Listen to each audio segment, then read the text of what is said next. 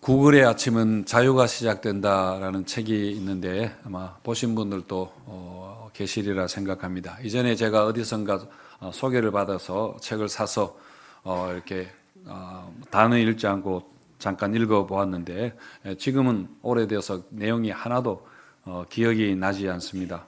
그런데 그 책의 제목이 너무 마음에 들었습니다. 사람들이 가장 취업하고 싶어하는 직장 중에 하나가 구글 아닙니까?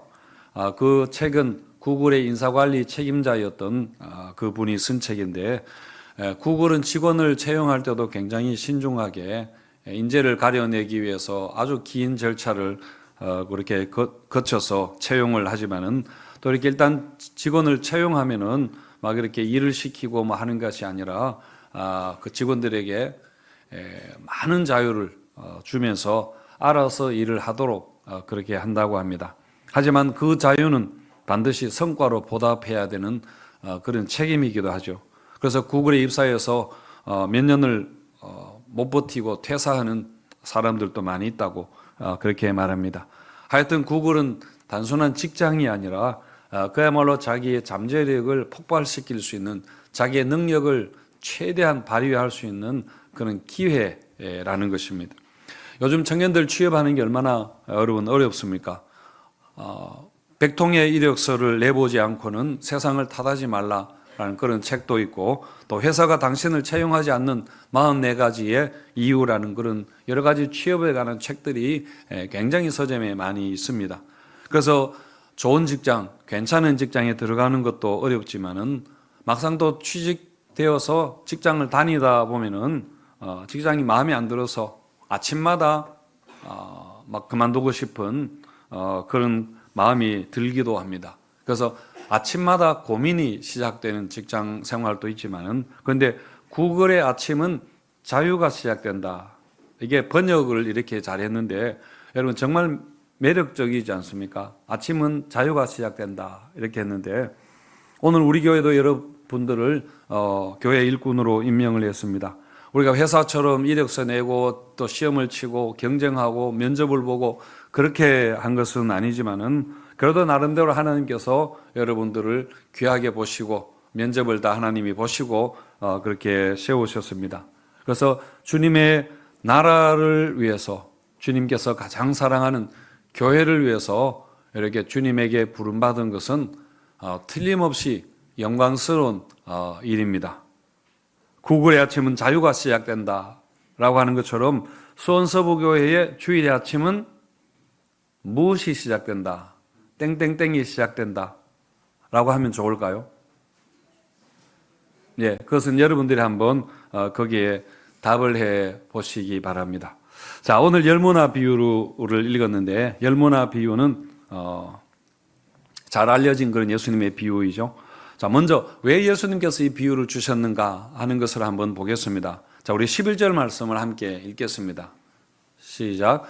그들이 이 말씀을 듣고 있을 때에 비유를 더하여 말씀하시니, 이는 자기가 예루살렘에 가까이 오셨고 그들은 하나님의 나라가 당장에 나타날 줄로 생각함이더라. 예, 그들이 이 말씀을 듣고 있을 때에, 그렇게 한 것은 바로 앞에 나오는 이야기가 삭개오 이야기입니다. 삭개오 이야기에서 예수님이 하신 말씀을 가리키는 겁니다. 예수님과 제자들이 예루살렘으로 가는 길에 여리고에 들렸습니다. 거기서 삭개오를 만나서 이제 삭개오 집에 가셨는데, 거기서 지금 이 비유의 말씀을 하신 겁니다. 아까 그 보시면은 빨간 글씨로 자기가라고 했는데, 자기가 한 것은 예수님을 가리키는 것이고, 또 파란 글씨로 그들은 한 것은 제자들을 말하는 것입니다. 지금 예루살렘을 향해서 가고 있는데 예수님과 제자들이 예루살렘을 앞둔 그 시점에, 그 지점에서 서로 감회가 달랐던 겁니다. 제자들은 어떻게 생각했는가 하면, 이제 예루살렘에 도착하면은 당장에 하나님의 나라가 임할 거다 그렇게 했는데, 예수님이 왕이 될 거라는 그것을 기대했다는 말입니다. 이 이야기가 사실은 누가복음 17장에서부터 흘러오는 내용인데, 누가복음 17장에 보면은 사람들이 예수님께 하나님의 나라가 어느 때에 임합니까? 라고 그렇게 물었을 때 예수님이 하신 말씀이, 하나님의 나라는 이미 너희 안에 있느니라 그렇게 했습니다.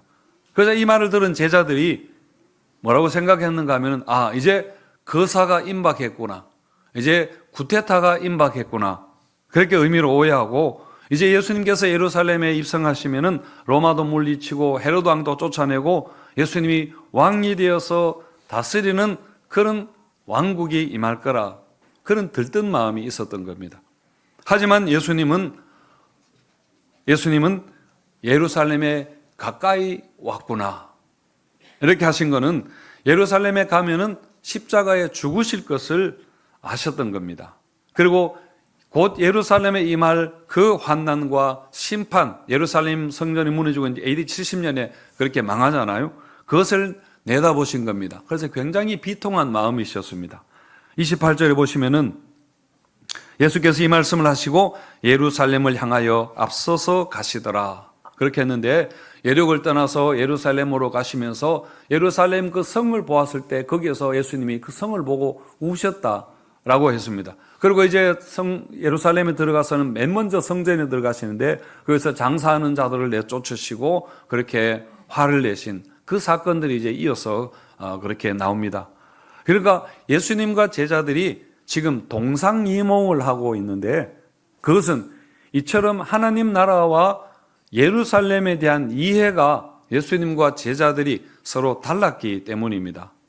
그래서 예수님은 제자들이 이런 오해를 시정하고 이제 다가올 종말의 때 다가올 것들을 어떻게 대해야 되는가, 어떻게 살아야 하는가를 교훈하기 위해서 이 문화 비유를 주신 것입니다. 자, 여러분, 열문화 비유를 우리가 읽어보면은 그 안에는 두 개의 이야기가 흐르고 있다는 것을 우리가 두 가지 이야기가 함께 섞여 있다는 걸 알 수 있습니다. 우리 경기도 양평에 가면은 두물머리라는 데가 있지 않습니까? 두물머리는 그러니까 남한강과 북한강의 물이 서로 만나서 한강이 되어서 그렇게 서울로 들어오는 것입니다. 그래서 두 강이 한 강이 되었는지 아니면 두 강이 한 강이 돼서 한강이 되었는지 모르겠습니다만 어쨌든 한강이 되어서 서울로 흘러 들어오는데, 그래서 우리가 한강물을 여러분 한번 마셔보시면은 북한강에서 흘러나오는 북한 주민들의 그 피와 눈물의 그 맛이 나고 또 남한강에서 흘러온 자본주의의 그 돈맛, 그 짠맛이 그렇게 나고 여러분 마셔보시면은 아마 그런 맛을 알 수 없을 겁니다. 예, 오늘 열문화 비유가 이처럼 두 강이 만나는 것과 같습니다. 첫 번째 이야기는 이렇습니다. 이거는 북한강에서 흘러온 그런 맛인데, 한 귀족이 왕위를 받으려고 먼 나라로 갔습니다. 왕위를 받으려고 외국에 가서 왕위를 받아온다, 박사학위도 아니고 한다는 것은 우리에게 낯설지만은 당시에 고대 사회에서는 이런 일이 흔히 있었습니다. 하지만 그 백성들 중에는 그가 왕되는 것을 원하지 않는 사람들이 있었습니다. 그래서 그 원하지 않는 자들이 대표단을 구성해서 뒤로 몰래 보내서 우리는 그가 왕되는 것을 원하지 않습니다 라고 반대 운동을 했습니다. 그런 반대가 있었지만은 결국 이 사람은 왕위를 받아가지고 돌아와서는 반대했던 자들을 다 그렇게 죽였다라는 내용이 있습니다. 실제로 그 헤롯 대왕의 아들인 헤롯 아킬레오가 이런 식으로 왕이 되었다고 요세푸스 이야기에 나오고 있습니다. 아마 예수님도 이런 역사적 사건을 염두에 두고 이 말씀을 하시지 않았나 싶기도 합니다. 자, 그런데 여러분, 이 비유 안에는 남한강에서 흘러온 또 하나의 이야기가 맛이 있습니다. 뭐냐면 그 귀인이 멀리 떠나면서 종 10명을 불러서 각각에게 한 문화씩을 주면서 장사하라 그렇게 했습니다. 그리고 왕이 되어 돌아올 때에 그것을 결산하겠다고 하고 그렇게 떠났는데요. 여러분, 한 문화라는 것은 100드라크마입니다. 한 드라크마는 당시의 노동자의 하루 품삯이었으니까, 그러니까 노동자의 100일치에 해당하는 그런 봉급이 되겠습니다. 요즘 최저시급을 적용해서 굳이 우리나라 돈으로 환산을 해본다면은 한 900만 원 정도 되는 그런 돈, 당시에는 그래도 꽤 큰 돈이었을 것 같습니다. 그렇게 10명의 종들이 각각 받은 한 문화를 가지고 가서 장사를 해가지고 이제 나중에 주인이 돌아왔을 때 결산을 하는데, 첫 번째 종은 한 문화를 가지고 얼마를 남겼습니까? 예, 10문화를 남겼습니다. 이 사업에 굉장히 소질이 있는 그런 사람인 것 같습니다. 우리 17절 한번 읽겠습니다. 17절 시작. 주인이 이르되 잘하였다 착한 종이요 내가 지극히 작은 것에 충성하였으니 10고을 권세를 차지하라 하고. 예. 그리고 두 번째 종은 몇 문화 남겼습니까? 예, 5문화를 남겼습니다. 역시 칭찬하면서 5고을을 차지하는 권세를 주었습니다. 10명의 종들이 모두 각각의 결산을 했을 텐데 그 중에는 홀라당 다 날려버린 그런 종들도 있었을 테고 조금 남긴 종들 아니면 많이 남긴 종들 그렇게 있었을 겁니다. 하지만 나름대로 열심히 장사해서 투자하고 장사해서 한 결과니까 그것에 대해서는 결과에 대해서 문제가 없었습니다. 자, 그런데 그 중에 한 명은 그 결과에 대해서 문제가 있었습니다. 우리 20절과 21절 함께 읽어보겠습니다. 시작. 또 한 사람이 와서 이르되 주인이여 보소서 당신의 한 문화가 이는 당신이 엄한 사람인 것을 내가 무서워함이라. 당신은 두지 않은 것을 취하고 심지 않은 것을 거두나이다. 근데 이 종은 그대로 가지고 온, 수원에 샀다가 그대로 가지고 온 것입니다. 그러면서 한다는 소리가 당신이 너무 엄한 사람인가 아닙니다. 그래서 맡기지도 않으면서 막 내놓으라고 하고 심지도 않고는 막 거두라고 그렇게 하는 분인 줄 다 알고 압니다. 당신이 너무 무서워서 당신 돈에 내가 손도 대지 않고 수건으로 사두었다가 그대로 가지고 왔습니다. 이렇게 하는데 여러분 가만히 들어보시면 굉장히 기분 나쁜 말입니다. 주인에 대해서 굉장히 기분이 상하는 말이어서 주인이 굉장히 화가 났습니다. 그래서 내 이놈 그 입 다물라 그렇게 하고는 그 돈을 빼앗아서 10문화 가진 자에게 주어버렸다는 그런 이야기가 또 들어 있습니다. 자, 이 두 가지 이야기가 한 비유를 이루면서 무엇을 말씀하려고 하는가 하면은 바로 종말에 우리가 어떻게 살아야 하는가 하는 것에 관한 교훈의 말씀입니다. 여러분, 이 비유 안에서 10문화와 5문화를 남긴 종들이 어떠했다는 것에 대해서는 전혀 없고 결과만 그렇게 나와 있는데, 하지만 오늘 본문 앞에 나오는 삭개오 이야기에서 이 10문화와 5문화 남긴 자가 어떠했는가를 우리가 알 수 있습니다. 11절에 보시면은 그들이 이 말씀을 듣고 있을 때에 비유를 더하여 말씀하시니, 그러니까 분명히 앞에 나오는 삭개오 이야기와 관계가 있다는 걸 그런 말씀이죠. 여러분, 삭개오가 누구입니까? 삭개오는 세리였고 더군다나 세리장이었습니다. 그래서 돈이 많은 부자였습니다. 삭개오는 예수님이 온다는 소식을 듣고 예수님을 너무 좋아해서 보고 싶어서 나무 위에 올라갔습니다. 그런데 예수님께서 나무 위에 올라가 있는 그 삭개오를 보시고는 삭개오에게 삭개오야 내려오너라. 오늘 내가 내 집에 가겠다. 그렇게 해서 예수님이 삭개오 집을 방문하게 됩니다. 그래서 예수님의 방문에 삭개오는 너무너무 기뻤던 것입니다.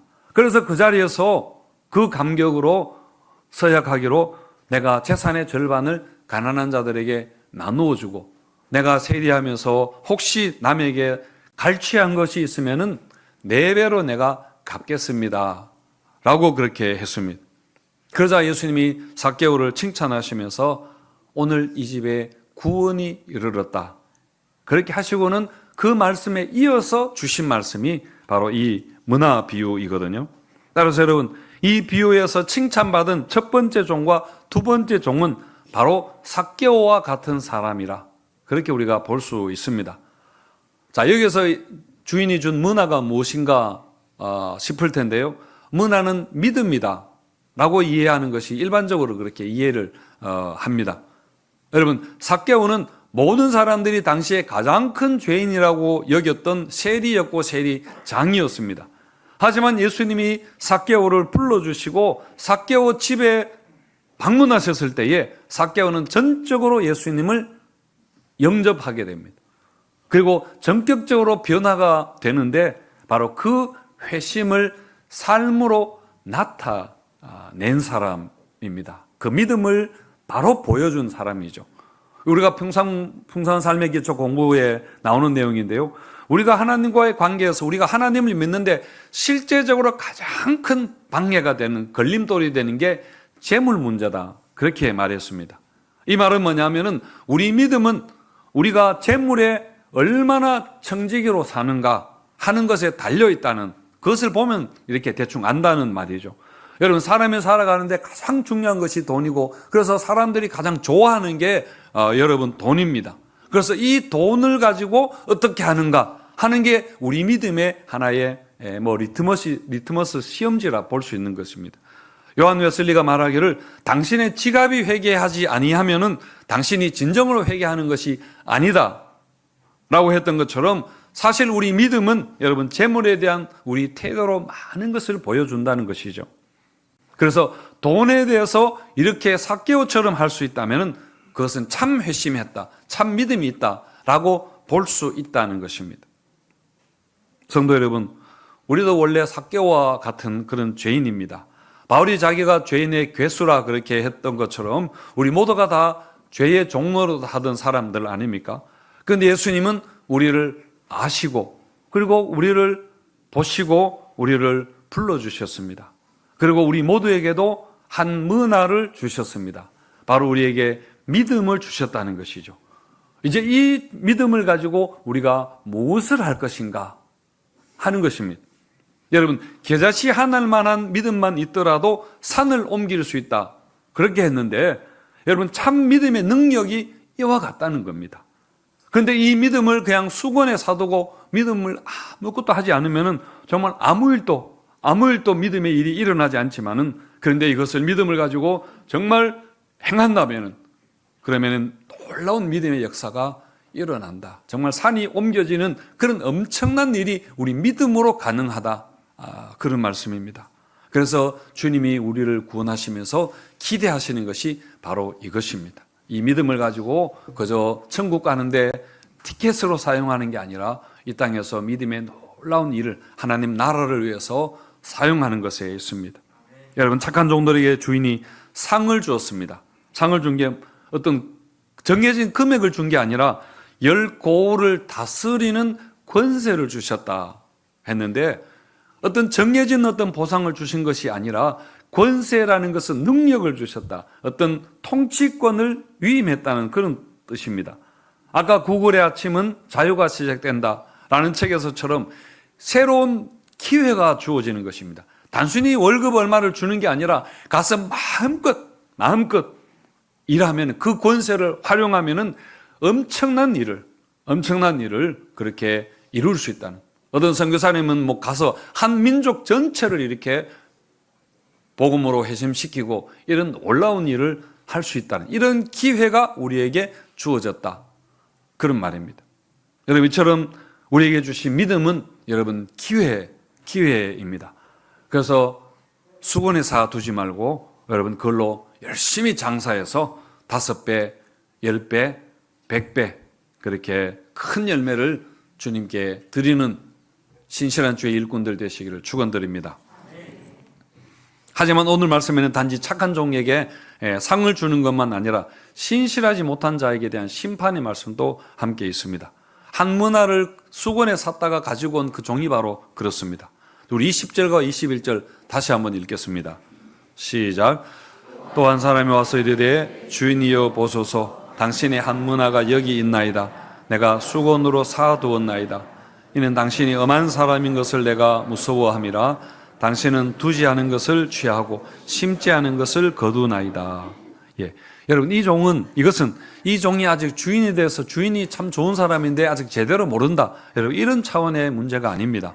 물론 오해가 있었지요. 하지만은 그 오해는 지식의 부족 때문이 아니라 굉장히 고의적이고 악의적인 것입니다. 그러니까 나는 당신 싫습니다.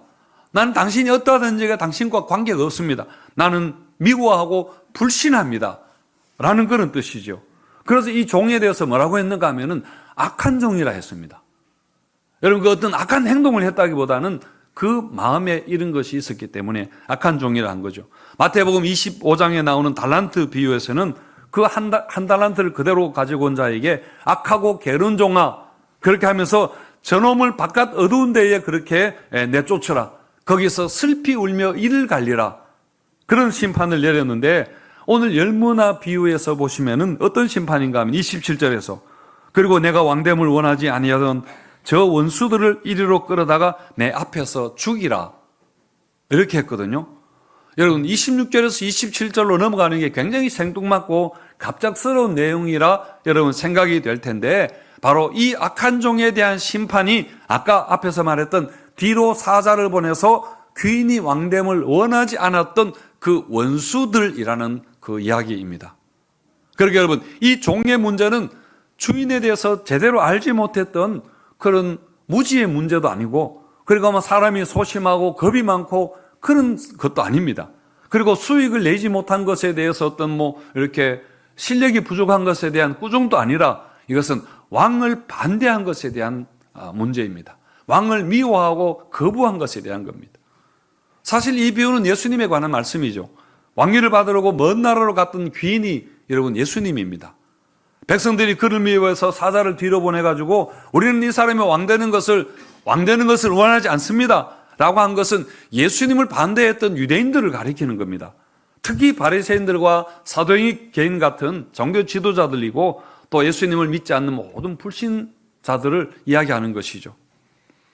예수님이 이 비유를 이야기하시면서 어떻게 시작했는가 하면, 어떤 귀인이 왕위를 받으려고 먼 나라로 갔다 하셨는데, 먼 나라로 갔다는 것은 제자들이 당장에 하나님의 나라가 임할 것으로 생각했다는 것에 대한 여러분 대비입니다. 시정인 것입니다. 그렇다면 그 먼 나라로 가서 오래 지체될 텐데, 그러니까 지난주에 이야기했던 것처럼 예수님의 재림이 오래 지체가 될 텐데, 그동안 어떻게 살아야 하는가? 어떻게 살아야 되는가? 바로 10문화, 5문화를 남긴 종처럼 우리에게 주신 믿음을 가지고 그렇게 이 땅에서 하나님의 나라를 위해 살아라 하는 것입니다. 만약에 우리에게 이렇게 믿음을 주셨는데 그 믿음이 아무것도 아니라고 생각하고 천국 가는 티켓 정도로만 그렇게 생각하면 그것은 잘못 알고 있다는 겁니다. 우리에게 또 귀한 직분을 주신 것은 기회를 주신 것입니다. 하나님 나라의 직원으로 채용해 주신 것입니다. 그런데 그것을 수건으로 사둔다면은 그것은 임명하신 주님에 대한 여러분 그 불신 아닙니까? 그건 게으름의 문제가 아니라 주님과의 관계에 대한 문제가 있는 것입니다.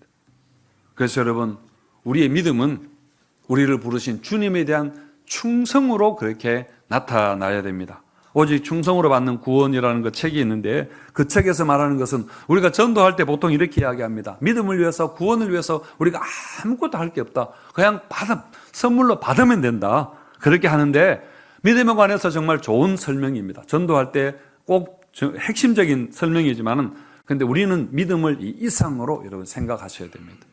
고대 사회에서 선물을 준다. 우리는 지금 선물은 그냥 일방적으로 생각하지만은, 고대 사회에서 선물이라는 것은 일방적인 게 아니라 상호적이었다고 그 당시 사람들은 이해를 했습니다. 무슨 말인가 하면은, 우리가 선물을 받았다고 하면, 내가 선물을 받았다고 하면은 그 선물에는 반드시 다른 선물로 그렇게 갚아주는 그 대가를, 반응을 전제한다는, 그것이 그 당시 사람들의 하나의 공동되는 그 인식이었던 거죠. 그래서 여러분, 하나님이 우리에게 주신 은혜에 대해서도 마찬가지입니다. 우리는 반드시 거기에 대해서 뭔가를 보답해야 됩니다. 그래서 받고만 끝나는 것이 아니라 여러분, 우리가 거기에 대해서 충성으로 보답해야 한다는 겁니다. 사랑하는 성도 여러분, 오늘 일꾼으로 임명받으신 모든 분들 다시 한번 축하를 드립니다. 이 섬김은 왕 대신 예수님께서 우리에게 주신 한 문화입니다. 이걸 가지고 주님과 교회를 위해서 마음껏 일할, 우리의 잠재력을 마음껏 그렇게 폭발시킬 수 있는 그런 기회입니다. 부디 이것을 수건에 사 두지 말고, 이 귀한 믿음을 아무것도 아닌 걸로 해버리지 말고, 이것을 가지고 믿고 마음껏 장사해서 정말 나중에 주님께 잘하였다, 착한 종아 라는 그 칭찬 듣는 우리 모든 하나님 나라의 일꾼들 되시기를 축원드립니다.